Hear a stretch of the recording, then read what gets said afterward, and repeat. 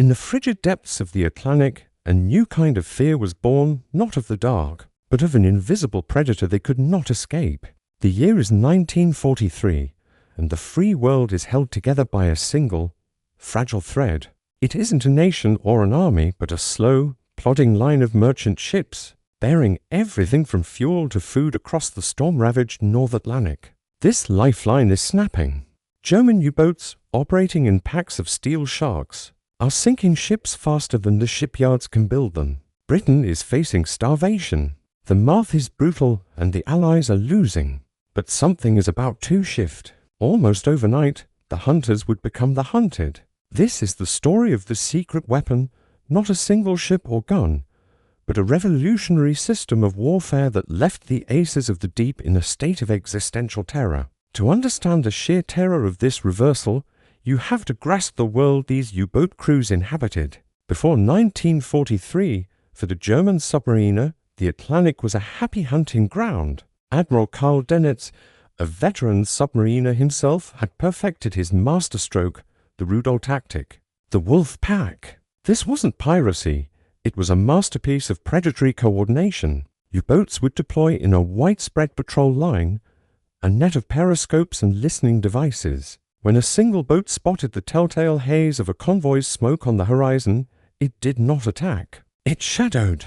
It became a silent, patient stalker, radioing the convoy's position, speed, and course back to headquarters in France. For the next 24 to 48 hours, a terrifying convergence would take place. From hundreds of miles away, every U-boat in the area would steer toward that single point. They would gather like wolves, circling a herd unseen, beneath the waves. The attack would come almost always at night.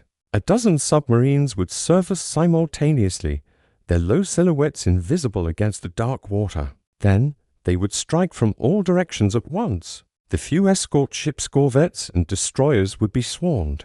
Chasing one contact would leave a gap for three more to slip into the heart of the convoy and fire their torpedoes into the fat, slow merchantmen. The night would erupt in orange fireballs, the screams of men, and the hiss of sinking steel. For the Allied sailors, it was a waking nightmare. For Dönitz's men, it was Die glückliche Zeit, the happy time. But this immense predatory strength was built on a fragile biological fact. The U-boat was not a true submarine. It was, in essence, a torpedo boat that could hide. It was chained to the surface by two fundamental needs, to breathe and to talk. Its powerful diesel engines gulped vast quantities of air. Underwater, it ran on limited battery power, which forced it to surface for hours every single day to recharge, silhouetted against the horizon. More critically, the entire Wolfpack system was a creature of communication. It lived and died by the radio. Constant signals were its nervous system, contact reports, positional updates, attack orders from Dönitz himself. These transmissions were its lifeblood and, as it would turn out, its death warrant. Dönitz, a tactical genius, knew these vulnerabilities. His ingenious solution was the Milchkuh, the milk cow. These were Type 14 supply U-boats, behemoths stripped of attack capability to carry extra fuel, food and torpedoes. They were floating service stations. A wolf pack, running low on supplies, would rendezvous with a milk cow in a lonely stretch of the mid-Atlantic, an area beyond the range of Allied aircraft known as the Black Pit. There, under the vast empty sky, they would refuel and resupply, allowing them to remain on patrol for months. This system made the U-boats seemingly invincible, turning the ocean's greatest emptiness into their greatest strength. So, what changed? How did the tide turn with such violent finality? The answer begins not with the admiral at sea, but with a mathematician in a quiet room. The Allies had achieved the impossible. They had cracked the German Enigma cipher. Through the incredible work at Bletchley Park and the US Navy's own codebreakers in the newly formed, shipless 10th Fleet, the Allies were now reading Dönitz's mail. Those constant, chattering radio signals from the U-boats and the milk cows were no longer secret. They were a live feed of the enemy's intentions, a real-time map of the wolf packs. The hunter's careful, coordinated movements were now being watched by an unseen eye. Knowing the enemy's location is one thing. Being able to strike him in the middle of an ocean thousands of miles wide is another. This was the Mid-Atlantic Gap, a sanctuary beyond the reach of land-based aircraft. The American solution was a stroke of industrial and tactical pragmatism, the Escort carrier. Don't picture the mighty USS Enterprise. Picture the USS Bogue. These were small, slow ships, many built on merchant hulls. They were nicknamed jeep carriers or baby flat tops. They were ungainly and vulnerable, but they carried a lethal payload, about a dozen F-for-F Wildcat fighters and 9 TBF Avenger torpedo bombers. Each one was a mobile, floating airfield that could sail anywhere the intelligence pointed. Thus, the hunter-killer group was born, a jeep carrier surrounded by a screen of 5 or 6 destroyers or destroyer escorts would not escort a convoy. Its mission was purely offensive. It would take the ultra-intelligence intercepts and steam directly into the black pit, into the heart of the U-boat sanctuary with one purpose: to hunt. The first of these, Task Group 21.1, centered on the USS Bogue, sailed in March 1943. The German submariners, masters of their domain, had no concept of what was coming. They were accustomed to the threat of destroyers, whose propellers they could hear from miles away on their hydrophones, giving them time to dive. They had no defense against a threat that fell from a silent sky. The dawn of the new era can be pinpointed to May 22nd, 1943. An Avenger from the Bogue, piloted by Lieutenant William Chamberlain, was patrolling a grid square provided by the codebreakers. His new, secret radar scope painted a tiny blip on the surface. It was U-569, riding low in the water, diesels thrumming as her crew enjoyed the fresh air and recharged batteries. The lookout screamed a warning. The alarm klaxon sounded.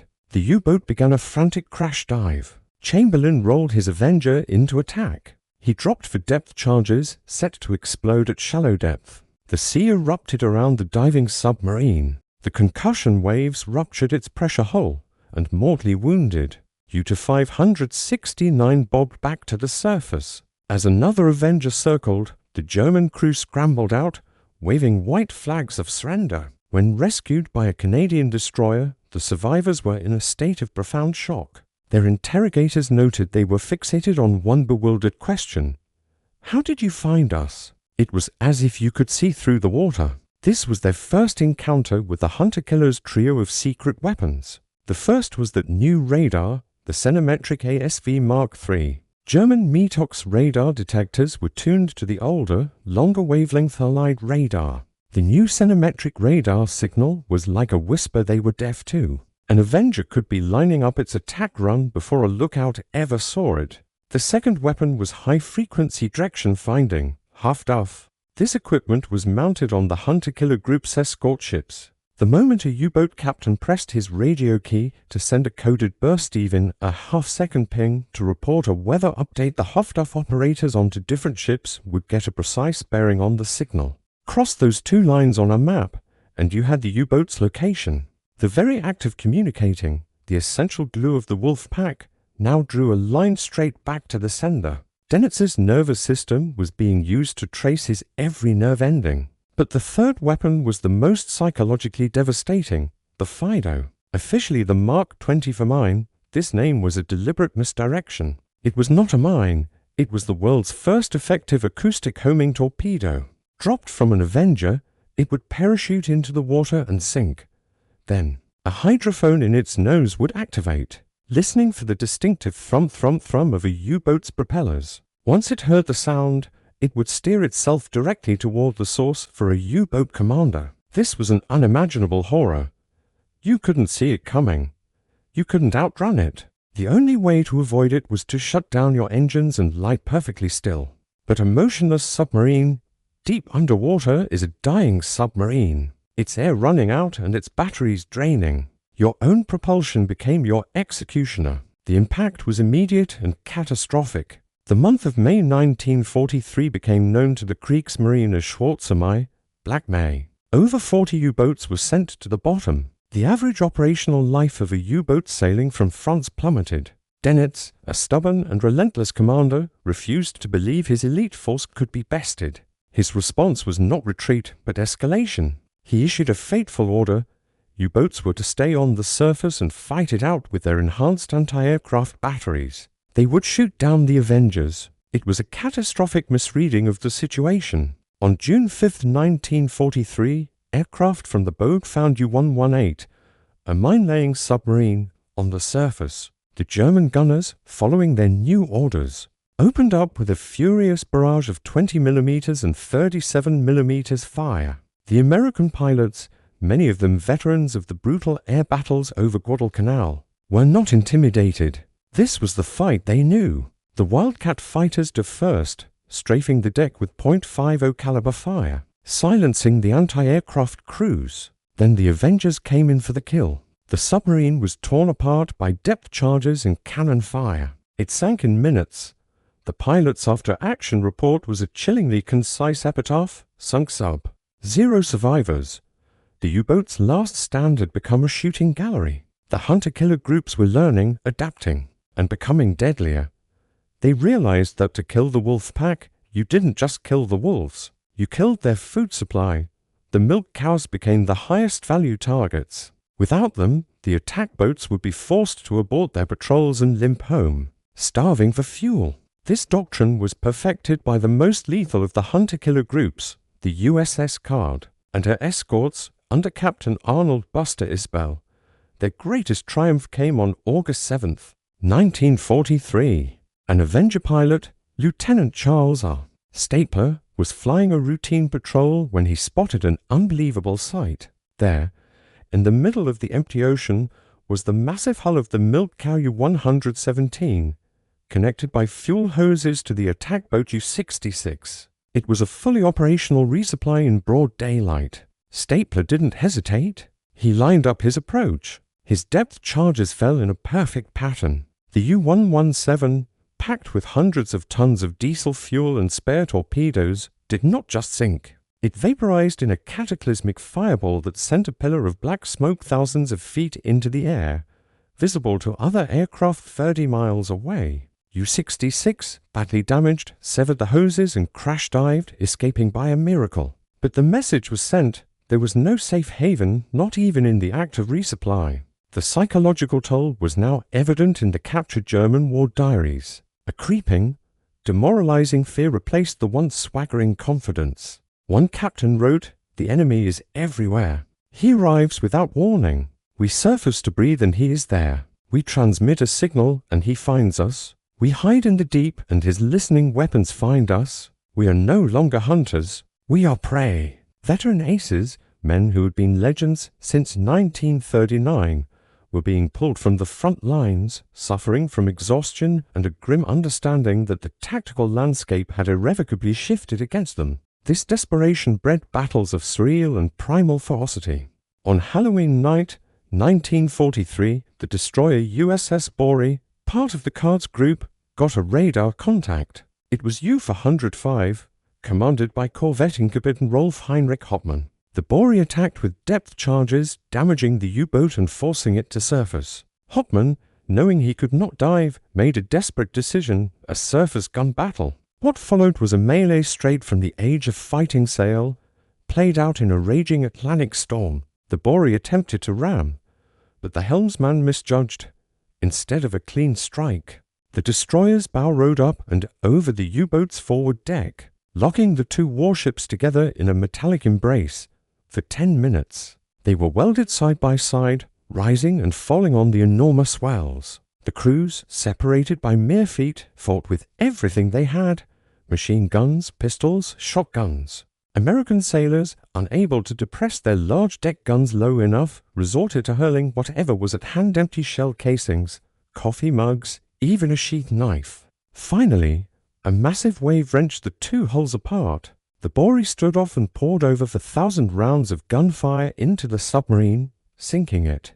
But the Bogue was mortally wounded from the collision. Her hull was slashed open. The next day, her own crew had to abandon her and send her to the bottom. It was a mutual kill, a testament to the savage, close-quarters desperation the hunter-killer campaign had unleashed. By 1944, the endgame was clear. The average U-boat crew was now young, undertrained, and sent to sea in what they grimly called iron coffins. The veteran talent was gone. The hunter-killer groups, meanwhile, had multiplied and were prowling with experienced efficiency. Yet the final, symbolic end of the U-boat's myth came not with a sinking, but with a capture. Captain Daniel V, gallery of the USS Guadalcanal hunter-killer group, had a wild idea. He wanted to board and seize an enemy U-boat intact. On June 4, 1944, 2 days before D-Day, his group located U-505 off the coast of Africa. They hammered it with depth charges, forcing a catastrophic emergency surface. As the German crew, believing the boat was doomed, poured out of the hatches and abandoned ship, Gallery gave his order. A boarding party from the destroyer Escort USS Pillsbury sped over in a whaleboat. Led by Lieutenant Albert David, they leaped onto the slippery, circling deck of the still-moving submarine. Storming down the conning tower, they found the boat flooding, with scuttling charges set to explode. In an act of extraordinary bravery, they located the charges, ripped out the fuses, and found the sea valves, closing them just as the water reached their chests. They had done the impossible, captured an enemy warship on the high seas in wartime. The intelligence coup was beyond measure. They captured U-505 completely intact, its Enigma machine, its current code books, its operation manuals, and even its new acoustic torpedoes. Every remaining secret of the U-boat arm was now laid bare. The boat itself was towed to Bermuda, its capture kept secret until the war's end. Today, it rests in the Museum of Science and Industry in Chicago, a permanent trophy of the hunt. When the vast D-Day invasion fleet sailed for Normandy just days later, it did so without significant threat from the once dreaded wolf packs. The Battle of the Atlantic was won. The hunter-killer groups, built around those unglamorous jeep carriers, had achieved more than a military victory. They had pioneered a new form of integrated warfare. They fused signals intelligence, aerial reconnaissance, surface naval power, and cutting-edge weaponry into a single, devastating system. It was a blueprint for the future, the direct ancestor of the modern carrier strike group. The cost was staggering. Of the 40,000 men who served in the German U-boat arm, 30,000 never returned, a 75% casualty rate, the highest of any military force in the war. Their courage was never in doubt. But the story of the hunter-killer groups proved a cold, hard lesson of industrial-age conflict. Individual bravery and tactical brilliance are helpless against a superior, synchronized system. The lone wolf, no matter how cunning, cannot survive the intelligent, relentless, and coordinated pack. If you were a U-boat captain staring at a seemingly empty horizon, which of these invisible threats, the radar you couldn't detect, the radio direction finder that traced your voice, or the homing torpedo that followed your sound would have haunted your dreams the most? Let us know in the comments. If you found this deep dive into a turning point of modern warfare compelling, please give this video a like. It helps the channel winds of thought immensely. We are dedicated to unraveling the complex stories where technology, strategy, and human courage collide. Subscribe and hit the bell so you don't miss our next exploration into the pivotal moments that shaped our world. Thank you for watching.